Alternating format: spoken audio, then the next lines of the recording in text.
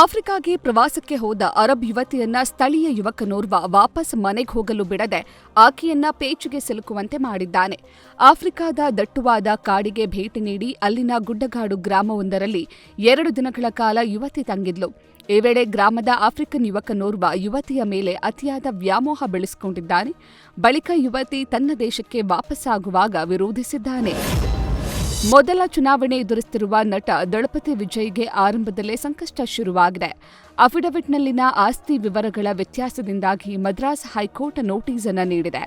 ತಿರುಚಿಪೂರ್ವ ಕ್ಷೇತ್ರದಲ್ಲಿ ಸಲ್ಲಿಸಿದ ಅಫಿಡವಿಟ್ನಲ್ಲಿ 224 ಕೋಟಿ ಚರಾಸ್ತಿ ಅಂತ ಘೋಷಿಸಿದ್ರೆ, ಪೆರಂಬೂರು ಕ್ಷೇತ್ರದಲ್ಲಿ ಇದೇ ಆಸ್ತಿಯನ್ನ 105 ಕೋಟಿ ಅಂತ ತೋರಿಸಿರುವುದು ವಿವಾದಕ್ಕೆ ಕಾರಣವಾಗಿದೆ.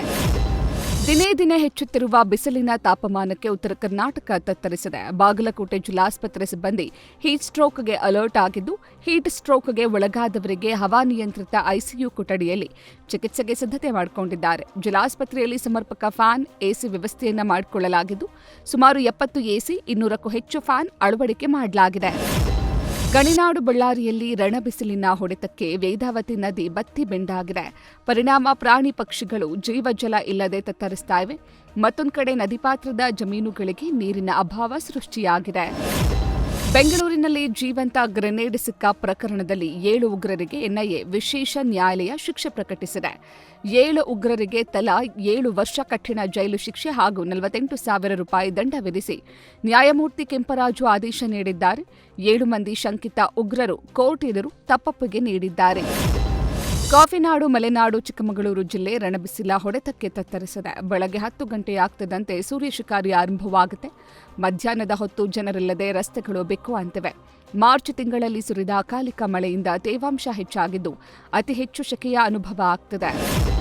ಕಾಫಿನಾಡು ಚಿಕ್ಕಮಗಳೂರು ಜಿಲ್ಲೆಯಲ್ಲಿ ಬಿರುಗಾಳಿ ಸಹಿತ ಸುರಿದ ಧಾರಾಕಾರ ಮಳೆ ಜನಜೀವನ ಅಸ್ತವ್ಯಸ್ತವಾಗಿಸಿದೆ. ಕಳಸಾ ಪಟ್ಟಣದಲ್ಲಿ ಬಿರುಗಾಳಿ ಅಬ್ಬರಕ್ಕೆ ಮದುವೆ ಸಮಾರಂಭವೊಂದಕ್ಕೆ ಹಾಕಲಾಗಿದ್ದ ಬೃಹತ್ ಶಾಮಿಯಾನ ಹಾರಿ ಹೋಗಿದೆ.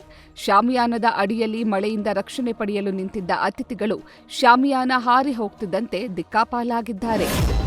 ಬಿರು ಬೇಸಿಗೆಯ ಬಿಸಿ ತಡೆಯಲಾಗದೆ ಜನ ಜಲಮೂಲಗಳತ್ತ ತೆರಳಿ ದುಸ್ಸಾಹಸಕ್ಕೆ ಕೈ ಹಾಕ್ತಿದ್ದು ಪ್ರಾಣಕ್ಕೆ ಕಂಟಕವಾಗ್ತಿದೆ.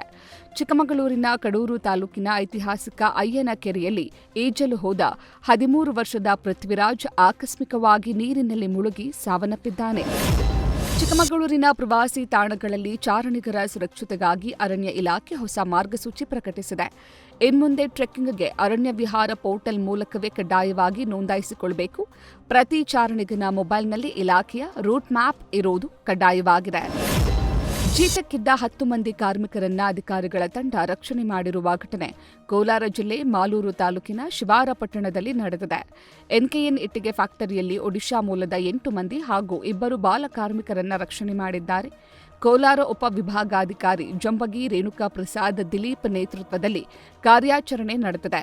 ಇಟ್ಟಿಗೆ ಫ್ಯಾಕ್ಟರಿ ಮೂಲಕ ಮೊಹಮ್ಮದ್ ಇಬ್ರಾಹಿಂ ಖಾನ್ ವಿರುದ್ಧ ಪ್ರಕರಣ ದಾಖಲಿಸಿ ಜೀತದಾಳುಗಳಿಗೆ ಪುನರ್ವಸತಿಯನ್ನ ಕಲ್ಪಿಸಲಾಗಿದೆ.